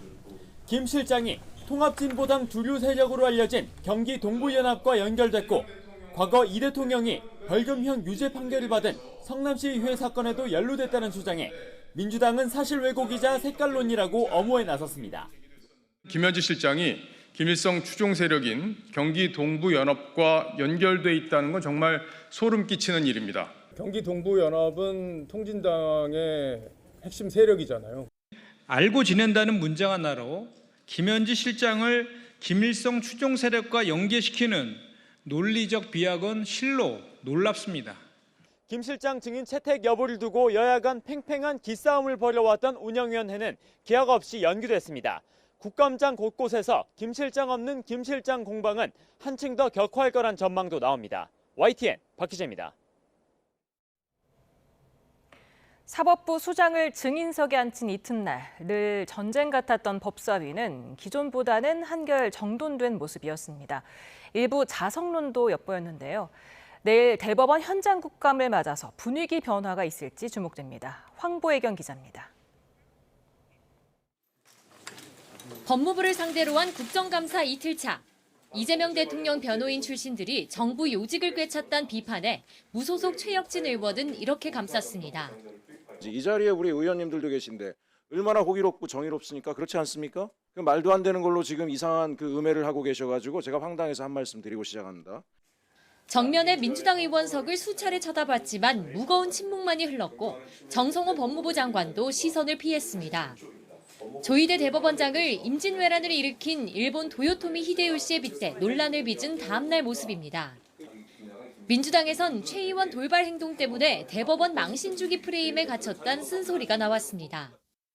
회의에는 도움이 되지 않았다. 저는 그런 생각을 개인적으로 합니다. 질문을 계속 차분하게 하는 것이 맞겠다. 난장판 법사위에 대한 일종의 자성론인데 하지만 민주당은 조이대 대법원장을 겨냥한 공세 고삐는 늦추지 않았습니다. 대법원은 이 대통령의 선거법 사건은 1~2심만 2년 6개월 걸렸다고 항변했는데 여당은 몰렴치하다고 규탄했습니다. 대법원이 일명 조이대의 난에 말도 안 되는 논리를 들며 제 식구 감싸기에 나섰습니다. 공직선거법 633 원칙은 결코 이어달리기가 아닙니다. 국민의힘은 대법원장을 증인석에 앉힌 것을 강제 구금으로 규정하며 탈레반급 강경파 의원들이 조리돌림했다고 비판했습니다. 대통령 힘이 없는 건지 사주한 건지도 따졌습니다. 여당의 탈레반급 강경파들의 폭주를 통제할 힘이 전혀 없는 레임덕에 빠진 것입니까? 배후에서 조종하고 있는 것입니까? 이재명 대통령의 분명한 입장을 밝혀주기 바랍니다. 장동혁 대표는 민주당은 권한을 남용해 사법부를 최대한 능멸했다면서 중지된 대통령 재판 5개를 재개하라고 촉구했습니다. 법사위는 내일 대법원 현장 검증에서 이 대통령 선거법 사건 관련 전산 기록을 열람하고 75평 규모의 대법관 집무실도 살펴볼 계획입니다. 법사위는 강경파가 아니라 지방선거파다. 민주당 내에서 이런 냉소적인 목소리가 나오는 가운데 현장 국감이 사법부 불신을 해소하는 자리가 될지 정쟁의 장이 될지 지켜볼 대목입니다. YTN 황보혜경입니다. 여야가 국회 복지위 보건복지부 국정감사에서 중국인들의 의료 쇼핑 주장을 두고 공방을 주고받았습니다. 더불어민주당은 국민의힘 주장과 달리 중국인 등 외국인의 건강보험 재정 수지는 흑자라며 혈세 먹튀 주장은 명백한 가짜뉴스이자 협중 프레임이라고 비판했습니다. 이에 국민의힘은 건강보험공단이 제출한 자료를 보면 외국인 건강보험 부정수급이 5년 만에 증가세로 돌아섰고 부정수급자의 70% 정도가 중국인이었다고 맞받았습니다. 여야는 또 국회 과방위 국정감사에서 이재명 대통령 부부의 예능 출연을 둘러싸고 다시 충돌했습니다. 국민의힘 의원들은 이 대통령이 국정전 화제 직후 예능에 출연한 건 부적절하다고 지적하며 이 대통령의 출연 배경과 추석 특집 편성 경위 등을 따져 묻기 위해 방송사인 JTBC 관계자를 증인으로 채택해야 한다고 주장했습니다. 이에 민주당 의원들은 윤석열 전 대통령도 과거 예능에 출연했으니 TVN도 불러야 하냐고 맞섰습니다. 문화체육관광부 국정감사에서는 이재명 정부의 K컬처 300조 원 달성 목표가 최대 현안으로 다뤄졌습니다. 지적재산권 보호와 연예기획사 관리 문제, 또 예술인 병역 특례 등 정책 현안에 모처럼 여야의 질의가 집중됐습니다. 박순표 기자의 보도입니다. 캐대언의 인기에 힘입어 품절 사태까지 빚은 까치호랑이 배지입니다. 중국산 짝퉁의 봄나무로 정부나 기업 모두 피해가 크지만 문화체육관광부의 대처가 미흡하다는 지적으로 국정감사가 시작됐습니다. 저희가 전화를 해서 취재를 해보니까 문체부에서 이런 저작권을 보호해주는 시스템이 있는지도 몰랐다. 뮤즈 생산을 하는 업체들의 하나는 얘기입니다. 문체부에 도움을 요청할 수 있는 방법이 있는지도 몰랐다 이렇게 얘기합니다. K-팝을 주도하는 대형 기획사를 포함해 연예 기획사에 대한 관리 부실도 도마에 올랐습니다. 1인 기획사와 2인 이상 기획사, 그다음에 10인 이상 기획사, 50인 이상 기획사 분류가 없어요. 통계가 없어요. 한 번도 문화부가 쳐다본 적이 없습니다. 반복되는 연예인 과잉 경우가 관련 법률을 위반하는 기획사와 경호업체 사이의 불공정 계약 때문이라는 지적도 나왔습니다. 그러면서 BTS 팬클럽 사례가 대안으로 제시됐습니다. 혹시 장관님 퍼플라인이라고 들어보셨습니까? 이 아미가 스스로 만든 안전 캠페인이에요. 이런 게 좀 도입이 돼야 저 K컬처가 세계를 향해서 지금 도약을 하는데 저런 잡음이 경호폭력 같은 잡음이 일지 않을 것 같아요. 특정인이 관여하는 국제무용대회를 통해 예술인 병역 특례가 집중되고 있다는 문제 제기에 대해서는 문체부가 전수조사를 약속했습니다.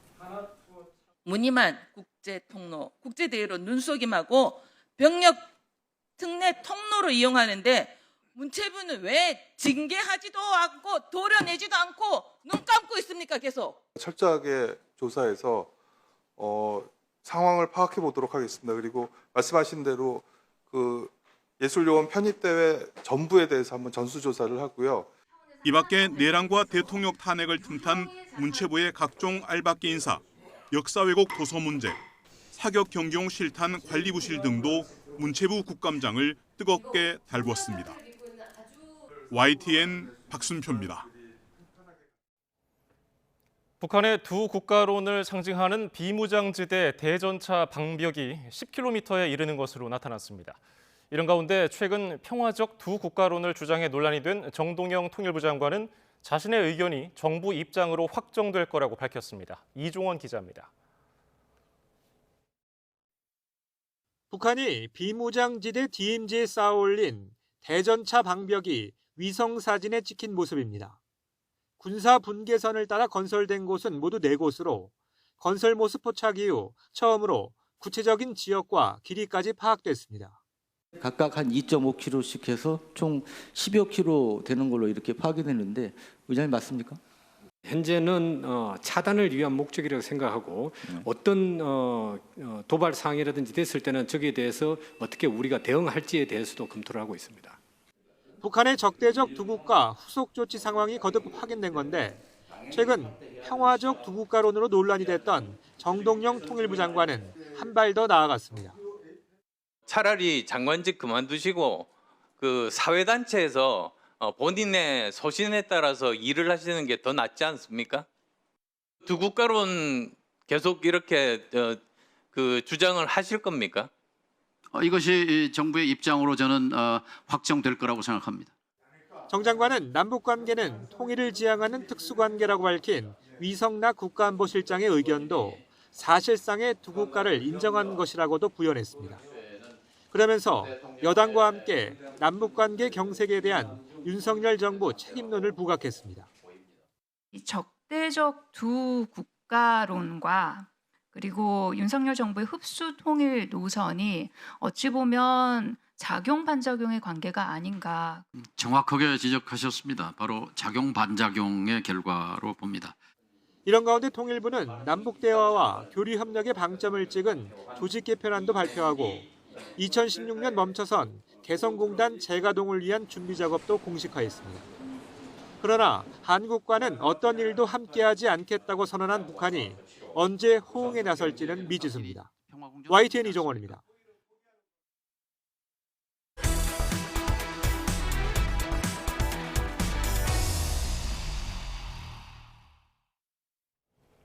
네, 2027년 충남 논산에서 열리는 세계 딸기 산업 엑스포가 지난 8월 정부로부터 국제 행사로 공식 승인받았습니다. 지방 소멸 위기 속에서도 논산시는 국방 산업과 농업, 관광을 미래 성장 동력으로 삼아서 지역 발전의 새로운 길을 열고 있는데요. 오늘은 백성현 논산시장을 스튜디오에 초대했습니다. 어서 오십시오. 안녕하세요. 반갑습니다. 네, 지금 세계 딸기 산업 엑스포라는 게 지금 논산에서 처음 만드는 거죠? 그렇습니다. 세계 다른 나라에서 열린 적이 없는 거죠? 그렇습니다. 세계가 논산 딸기의 반하다.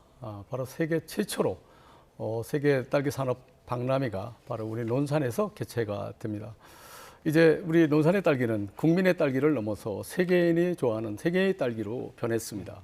바로 K푸드의 중심에 우리 논산에 딸기가 있다 이렇게 말씀드릴 수가 있고요. 논산의 딸기를 비롯한 우리 우수 농산물들이 바로 이 품질을 통해서 품격이 높아지는 그런 계기가 바로 딸기 산업 박람회가 될 것이다 이렇게 말씀드립니다. 예, 준비 과정도 중요할 텐데요. 앞으로 이 엑스포가 열리면 지역 경제에는 어떤 도움을 줄까요? 예, 우선 국가로부터 국제 행사 승인을 받았고요. 약 5천억의 경제 유발 효과를 가져오게 될 것이고요. 2,600명의 그 고용의 창출이 오고요. 또 1,500여 명의 또 부가가치를 창출할 수 있는 그런 기회를 가지고 있습니다. 그래서 바로 지역 경제 활성화 또 농가 소득에 크게 이바지할 것이다. 이렇게 확신을 하고 있습니다. 네, 세계 어느 나라 몇 개국이 참여를 하게 됩니까? 예, 지금 38개국 약 154만 명의 국내 관광객이 우리 논산을 찾을 것으로 예상을 하고 있고요. 예산은 약 197억의 예산을 지출하게 될 것입니다.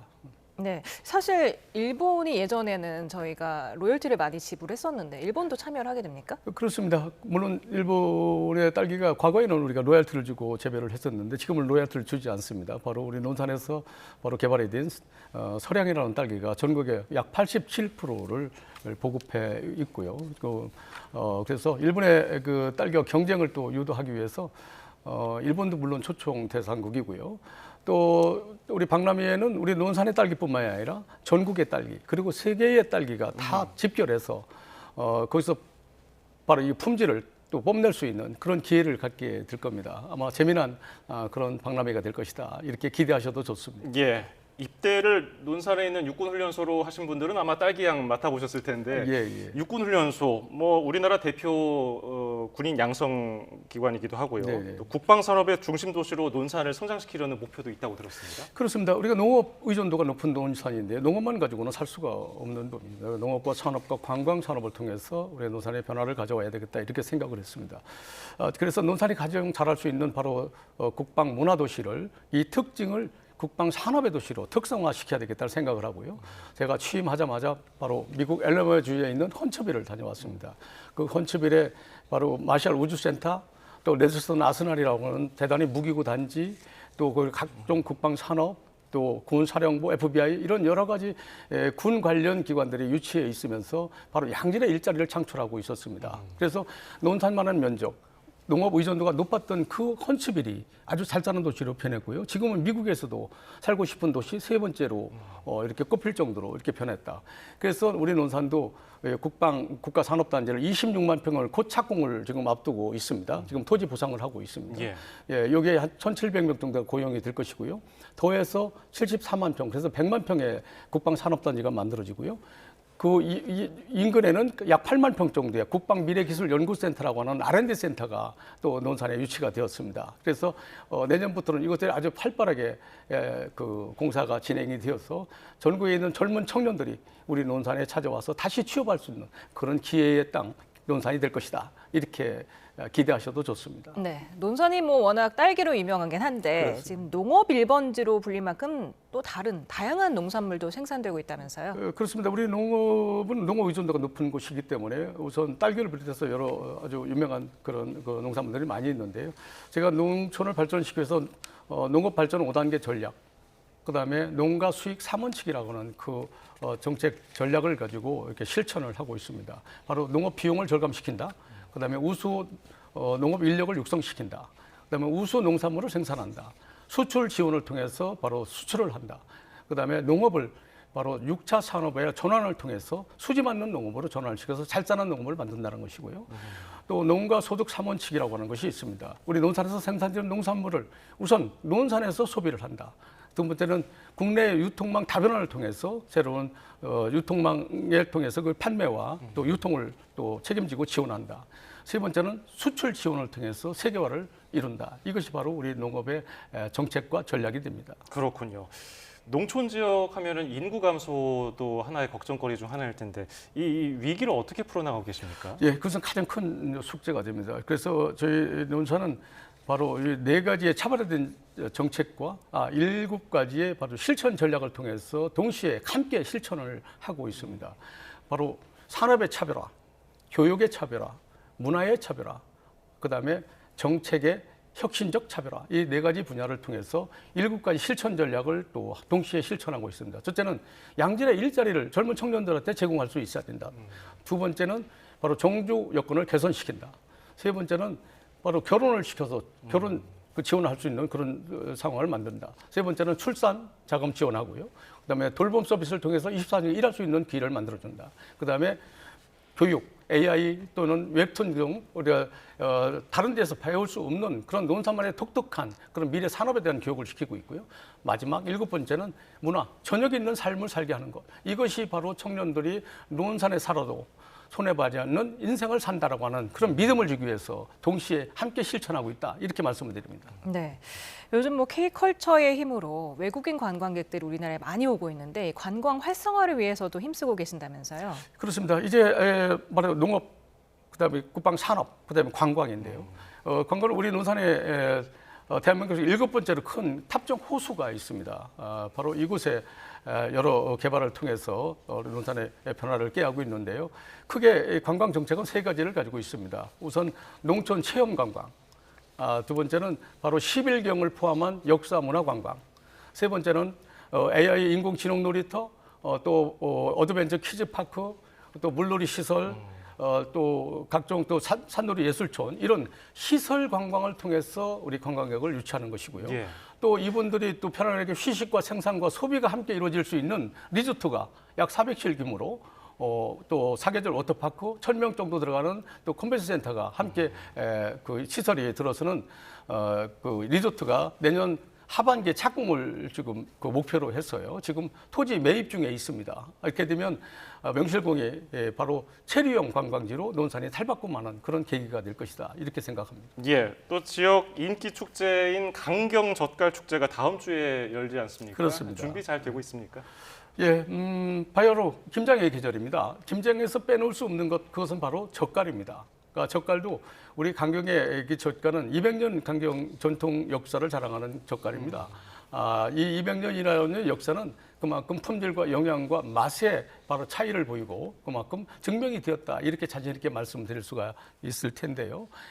오늘 10월 23일부터 10월 26일까지 바로 4일간에 걸쳐서 강경 젓갈과 상월 고구마가 어우렁 더우렁이라고 하는 제목으로 바로 그 축제가 펼쳐지는데요. 이곳에서는 유명 김치 회사가 상시 그 우리 김장 체험과 김장을 담글 수 있는 그런 기회를 드리는 그런 프로그램이 만들어져 있고요. 그다음에 6개 분야 37개의 프로그램을 통해서 관광객들한테 바로 볼거리를 제공하게 될 것입니다. 바로 국민 여러분을 논산의 젓갈의 축제에 초대합니다. 이렇게 말씀드리고 싶습니다. 네, 마지막으로 짧게 시청자분들께도 한 말씀 해주실까요? 예, YTN 우리 시청자 여러분, 그리고 자랑스러운 우리 논산 시민 여러분, 바로 우리 논산은 청소년에게는 꿈을, 청년에게는 희망을, 시민에게는 행복을 드리는 논산을 만들기 위해서 노력하고 있습니다. 5천 이도의 도시, 오히려 논산에서 일하고 이틀은 서울에 가서 친구도 만나고 또 정보도 입수하고 놀기도 해라. 그래서 아름다운 그런 삶을 살 수 있는 그런 논산으로 변화시키기 위해서 첫째, 양질의 일자리를 제공해서 젊은 청년들이 논산에서 살아도 인생에 후회되지 않는 그런 삶을 살 수 있도록 논산을 크게 변화시키기 위해서 노력합니다. 논산에 대한 관심과 주목을 높여주시고 크게 관심과 또 격려를 보내주시길 바랍니다. 예, 오늘 말씀 여기까지 듣죠. 백성현 논산시장이었습니다. 감사합니다. 감사합니다. 요즘 모기가 기승을 부리고 있습니다. 네, 맞습니다. 여름에는 역대급 폭염과 폭우로 모기가 제대로 활동하지 못했는데요. 이후 가을이 되면서 모기가 급증하기 시작했습니다. 네, 이렇게 모기가 증가하면 여러 가지 불편함이 생기지만 가려움도 한 몫을 하는데요. 모기에 물린 곳에 체온보다 조금 높은 열을 가하면 가려움을 완화할 수 있습니다. 네, 방법은 간단합니다. 드라이어로 30초 이상 따뜻한 바람을 쏘이거나 뜨끈한 물에 담그면 되니까요. 모기에 물렸을 때 바로 대처해 보시기 바랍니다. 내일은 또다시 전국으로 비가 확대되겠습니다. 네, 동해안과 제주도에 이어 내일 오전에는 전남에서 비가 시작되겠고요. 오후에는 충청 이남에, 밤에는 서울 등 수도권과 영서지방에도 비가 내리겠습니다. 예상되는 비의 양은 최고 40에서 60mm가 되겠고요. 모레 오전이면 대부분 그치겠지만 영동 지역은 금요일 오전까지 오락가락 이어지겠습니다. 내일은 서울과 광주, 대구의 한낮 기온이 모두 24도로 비가 일찍 시작되는 전남을 제외하고는 오늘보다 3에서 4도가량 높아지겠고 이에 따라 평년 수준을 2에서 4도가량 웃돌겠습니다. 금요일 밤부터 주말 오전 사이 또다시 전국에 비가 오겠고요. 휴일에는 서울 아침 기온이 한 자릿수까지 뚝 떨어지면서 날씨가 급격히 쌀쌀해질 전망입니다. 날씨 캔버스의 김수연, 윤수빈이었습니다. 오늘 뉴스 플러스는 여기까지입니다. 시청해주신 여러분 고맙습니다.